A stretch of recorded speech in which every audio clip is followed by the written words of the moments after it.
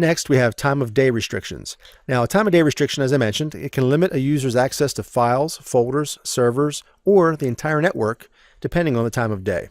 So that's going to keep users who have no need to access corporate resources after hours from poking around, coming in either via VPN or driving into work and sitting around and accessing stuff after hours because no one's around and they can't see what they're doing. It keeps that from happening. All right, it keeps people from poking around.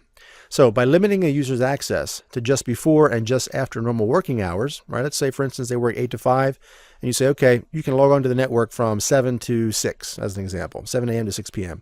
Well, if you do that, you're in effect limiting their exposure risk to the company by 16 hours a day because that user cannot access company resources outside of their normal working hours.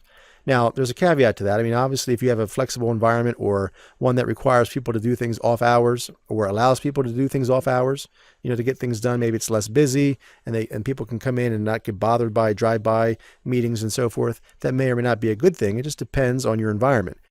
But just keep in mind there is the ability to reduce that risk if it's possible and if it's applicable to your environment by implementing time of day restrictions.